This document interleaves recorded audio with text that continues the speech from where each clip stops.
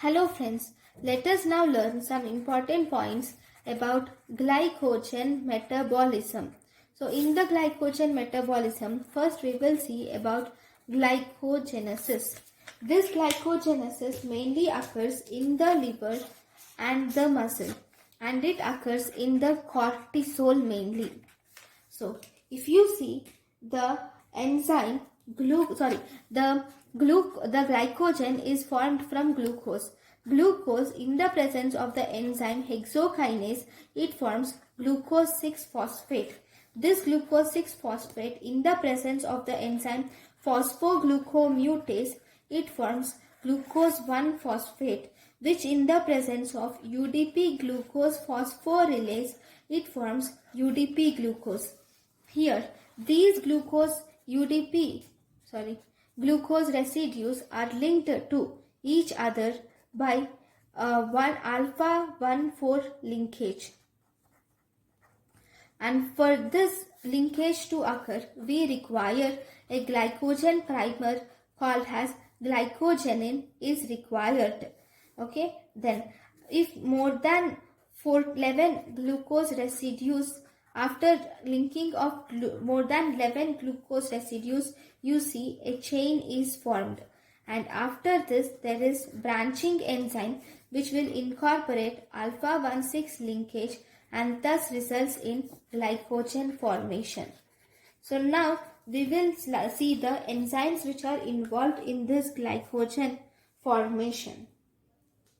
So if you see the enzymes, this glucose in the presence of magnesium is required, but the enzyme is hexokinase in the muscle and glucokinase in the liver. It forms glucose 6-phosphate.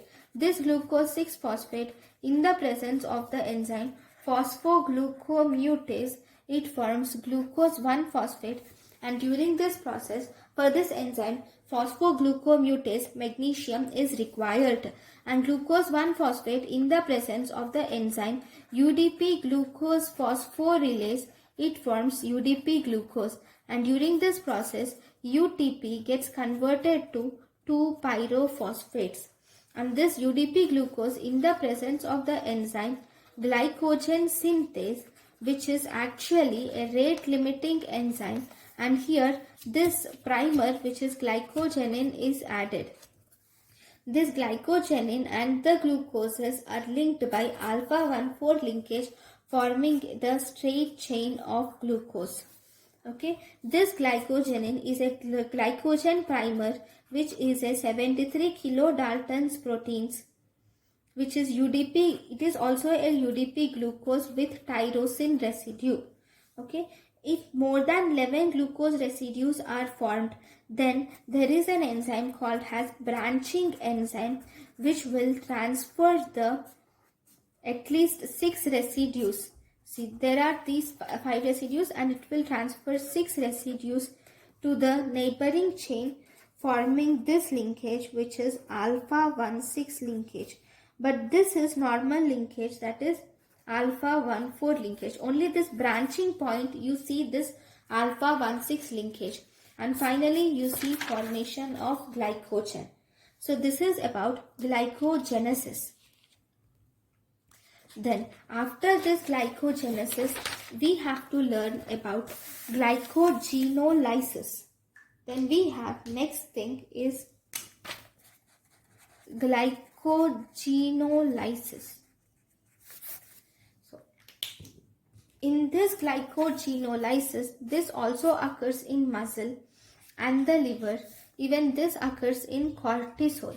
Okay, in this glycogenolysis, glycogen in the presence is broken down. So glycogen in the presence of the enzyme glycogen phosphorylase, it forms glycogen 1-phosphate. This glycogen 1-phosphate, in the presence, see, this is the glycogen. Okay, so this glycogen 1-phosphate is formed.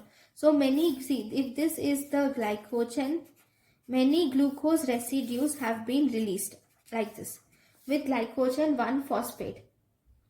Okay, except that there will be 3 glucose residues are left in the side chain. Okay. Now, with the help of the enzyme alpha 1,4 glucan transferase, this alpha 1,4 glucan transferase, this will transfer the trinucleotide residues which is there. This trinucleotide residues in the branched chain is transferred to the main chain. So if you see, if this is the chain, this is the one, this trinucleotide residues are transferred to the main chain here. Okay. So here, this is the enzyme with only one branch. Now there is one more enzyme which is alpha-1,6 glucosidase. This alpha-1,6 glucosidase will cleave this branching point, and as a result this branching point is released as glucose, and you have many glycogen single chain polymer is seen, polysaccharide is seen. Then with the help of the enzyme glucose phosphorylase, this linear chain also gets phosphorylated and it forms, is also cleaved, and it forms glucose 1-phosphate. This glucose 1-phosphate will again, in the presence of phosphoglucomutase, it forms glucose 6-phosphate, which finally gives glucose. So in between, if you see the enzymes, glycogen in the presence of glycogen phosphorylase, here it will cleave all the, what do we say, the alpha 1,4 linkages. It will cleave mainly the alpha 1,4 linkages.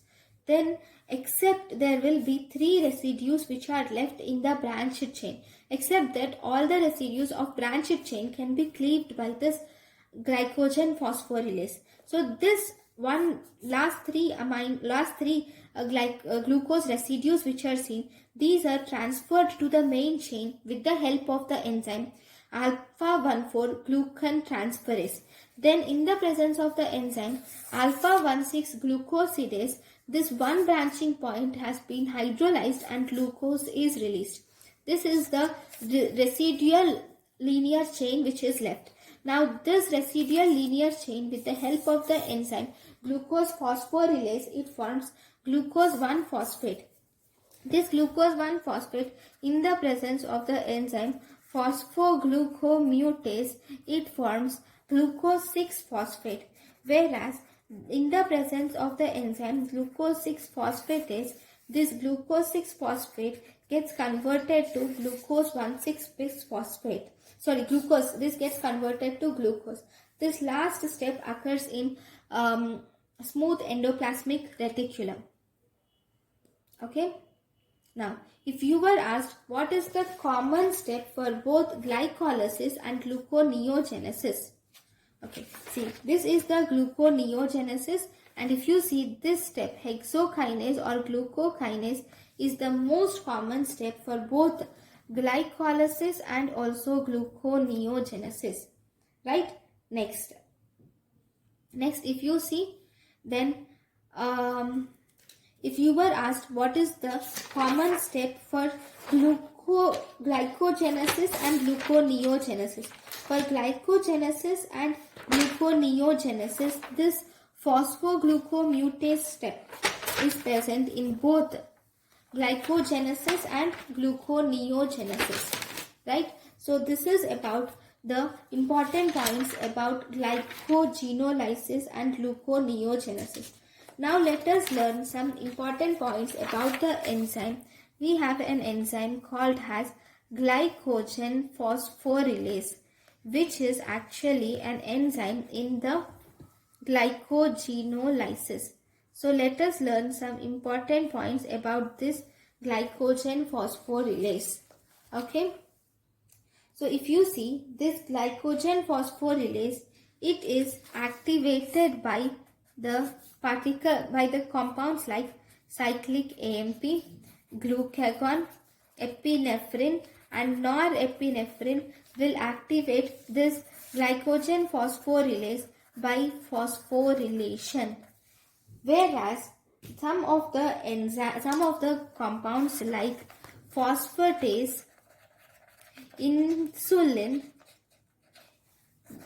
inhibit this enzyme glycogen phosphorylation by dephosphorylation. Okay, and this glycogen phosphorylase is also inhibited by glucose 6 phosphate, ATP, and fructose 1 phosphate. So these are the different regulatory molecules in glycogen phosphorylase. Thank you guys for watching my lecture. Thank you. This is important, this enzyme.